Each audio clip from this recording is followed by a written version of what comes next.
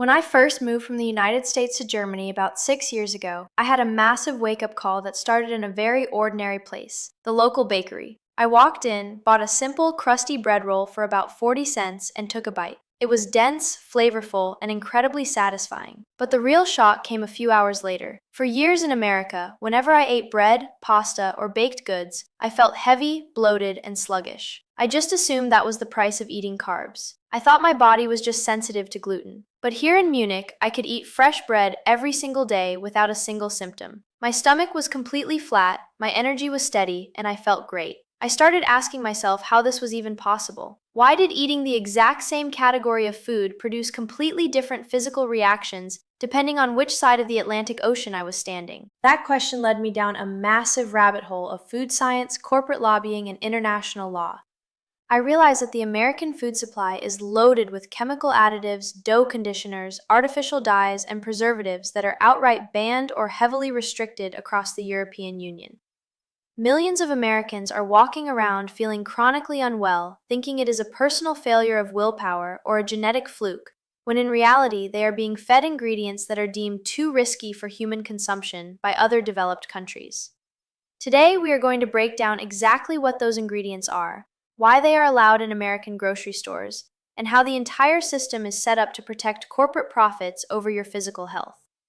Let's start with one of the most common chemicals hiding in the American pantry: potassium bromate. If you buy a commercial loaf of sliced white bread, a bag of hamburger buns, or even some pizza dough in the United States, there is a very high chance it contains this chemical. Manufacturers use it as a dough conditioner because it strengthens the dough, makes it rise higher, and gives the bread an unnaturally soft, pillowy texture. But in the European Union, Canada, Brazil, China, and the United Kingdom, potassium bromate is strictly banned. The International Agency for Research on Cancer classified it as a possible human carcinogen after studies showed it linked to thyroid and kidney tumors in laboratory animals. When you bake bread with potassium bromate, the chemical is supposed to completely bake out of the final product. But if the baking time or temperature is even slightly off, significant residues remain in the bread you eat. European regulators decided that the risk of consumers eating a known carcinogen just to make bread a little fluffier was completely unacceptable. In America, however, it remains a standard ingredient on supermarket shelves. Next, we have to talk about titanium dioxide, which is often listed on food labels as E171. If you have ever eaten colorful candies like Skittles, sour gummy belts, frosted pastries, or even vanilla coffee creamer in the United States, you have eaten titanium dioxide.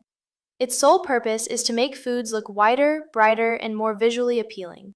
It does not add any flavor and it does not preserve the food. It is purely cosmetic. But in 2022, the European Food Safety Authority officially banned titanium dioxide as a food additive. This decision came after a massive review of over 11,000 scientific studies. Regulators concluded that they could no longer rule out genotoxicity, which is the ability of a chemical to damage your DNA or chromosomes. Because titanium dioxide nanoparticles can accumulate in the body over time, European authorities decided that using a cosmetic whitening agent that might damage human DNA was a risk not worth taking. Yet, if you walk down an American candy aisle today, you will find it in dozens of treats marketed directly to children. Then there is azodicarbonamide, which is often called the yoga mat chemical. It got that nickname because it is used to make synthetic leather and foam plastics, like the mats you stretch on. In the American food industry, it is used as a flour bleaching agent and dough conditioner to speed up the commercial baking process. If you eat fast food buns or commercial pastries in the United States, you have likely consumed it.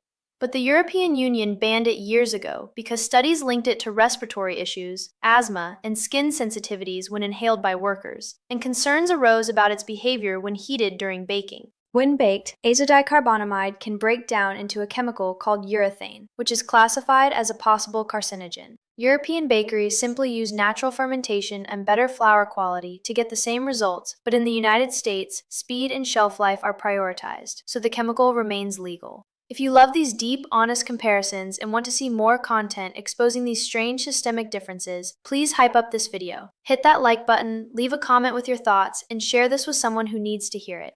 It genuinely helps support a creator trying to bring these structural issues to light, and your support means everything to me. Also, this is exactly the kind of thing I go much deeper on with the people who support this channel directly. So if you are sitting there thinking, okay, I need the fuller version of this story, join the membership below. That is where I share the deeper thoughts, the more personal side of all this, and the extra bits I cannot always fit into the main videos. It is a wonderful way to connect more closely and help keep this channel completely independent. Let's move on to the bright, artificial colors that make American food look like a cartoon. If you look at American cereals, sodas, sports drinks, and candy, you will see a heavy reliance on petroleum-derived food dyes like Red 40, Yellow 5, and Yellow 6. In the European Union, these dyes are not technically banned, but the regulation is so strict that they might as well be. Any food product in Europe containing these synthetic dyes must carry a prominent warning label on the front of the packaging stating that the colors may have an adverse effect on activity and attention in children. Because food companies do not want a warning label on their boxes that basically says, this food might make your child hyperactive. Almost all of them voluntarily reformulated their European products.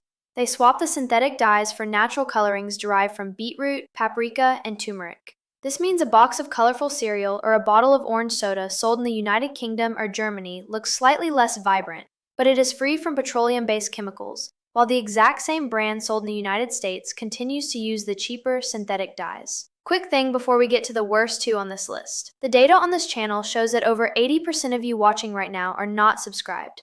That means you are showing up for the content, but the algorithm has no reason to show you the next video. Hit subscribe so you do not miss the next one. Now, let's look at the first of the worst two, recombinant bovine growth hormone, which is commonly known as RBGH or RBST. This is a synthetic hormone created by biotechnology companies to inject into dairy cows to increase their milk production by up to 15%. In the United States, it is a common practice in the industrial dairy industry, but RBGH is completely banned in the European Union, Canada, Japan, Australia, and New Zealand. The reasons are twofold. First, the hormone causes a significant increase in mastitis, a painful udder infection in cows. Because the cows are sick, dairy farmers have to treat them with high doses of antibiotics, which then end up in the milk supply and contribute to the global crisis of antibiotic-resistant bacteria. Second, milk from RBGH-treated cows contains significantly higher levels of a hormone called IGF-1, which has been linked in some scientific studies to an increased risk of certain cancers in humans. While the FDA claims there is no significant difference between milk from treated and untreated cows, every other major developed country looked at the same data and decided the risk to animal welfare and human health was far too high. The second of our worst two is the combination of synthetic preservatives known as BHA and BHT, which stand for butylated hydroxyanisole and butylated hydroxytoluene. These chemical preservatives are added to American potato chips, crackers, granola bars, and cereal packaging to prevent the oils from oxidizing and going rancid, allowing products to sit on warehouse shelves for months or even years. But the National Toxicology Program in the United States has listed BHA as reasonably anticipated to be a human carcinogen, and animal studies have linked both BHA and BHT to tumor growth and hormone disruption. Because of these health concerns, the European Union heavily restricts their use, forcing food manufacturers to use safer, natural preservatives like vitamin E to keep products fresh. If you buy a box of the same brand of cereal in Europe, you will often find it packaged with rosemary extract or mixed tocopherols instead of synthetic chemicals. But in America, BHA and BHT are still the default standard. To understand how we ended up in a situation where American citizens are eating chemicals that the rest of the developed world has rejected, we have to look past the individual ingredients and examine the core philosophies of the regulatory agencies. The difference is not a matter of scientific disagreement, it is a fundamental clash of legal and structural philosophies. In the European Union, food regulation is governed by the European Food Safety Authority, and it operates under a legal concept known as the precautionary principle. This principle is actually codified in Article 191 of the Treaty on the Functioning of the European Union. In simple terms, the precautionary principle states that if an ingredient, chemical, or technology shows a suspected risk of causing harm to human health or the environment, regulators have the authority to restrict or ban it, even if the scientific evidence is not yet 100% conclusive. The burden of proof falls on the chemical and food manufacturers to prove beyond a doubt that their additive is completely safe before it is allowed onto the public's plate.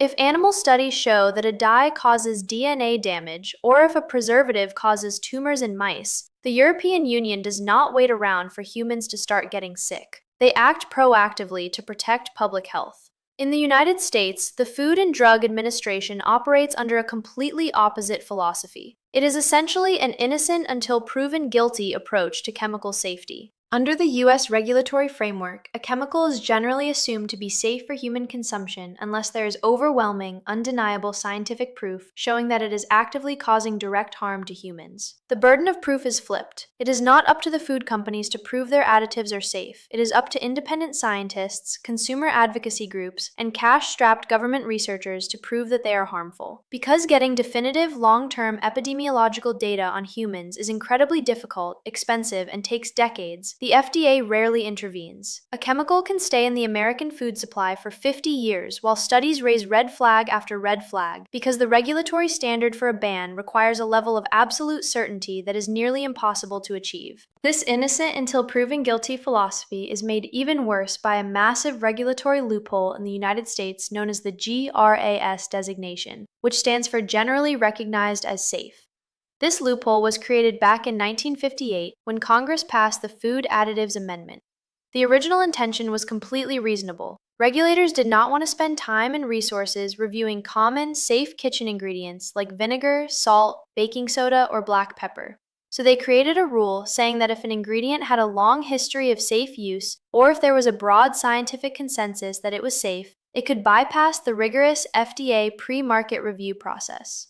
Over the decades, however, food and chemical corporations turned this sensible exception into a massive highway to bypass safety regulations entirely. Today, when a chemical company invents a brand new synthetic preservative, emulsifier, or flavor enhancer, they do not have to submit it to the FDA for safety testing. Instead, the company can hire their own panel of industry-friendly scientists, pay them to review the company's internal data, and have them sign a paper declaring the chemical as generally recognized as safe. Even more shockingly, the company is not even legally required to notify the FDA that they have introduced a new chemical into the food supply.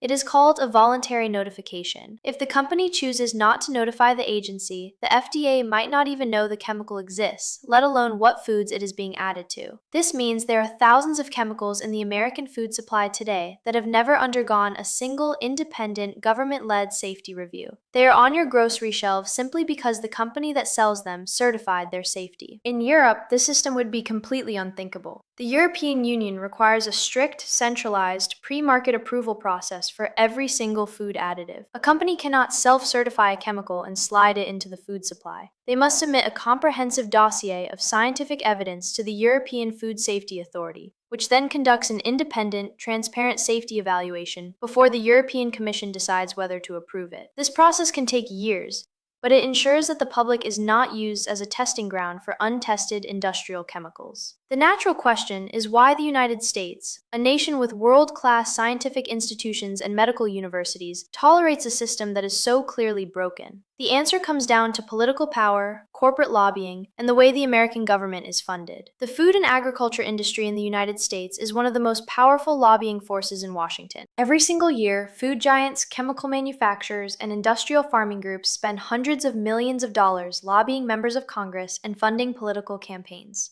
This financial influence creates a massive conflict of interest.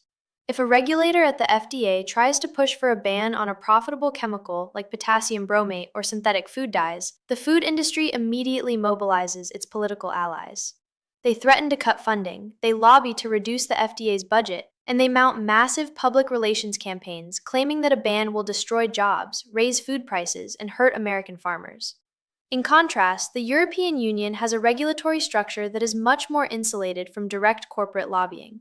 While lobbying certainly exists in Brussels, European regulators do not rely on corporate campaign donations to keep their jobs.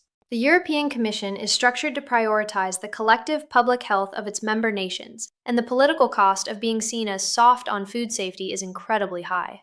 In Europe, if a government is accused of allowing toxic chemicals into the food supply, it can trigger massive political scandals and bring down administrations.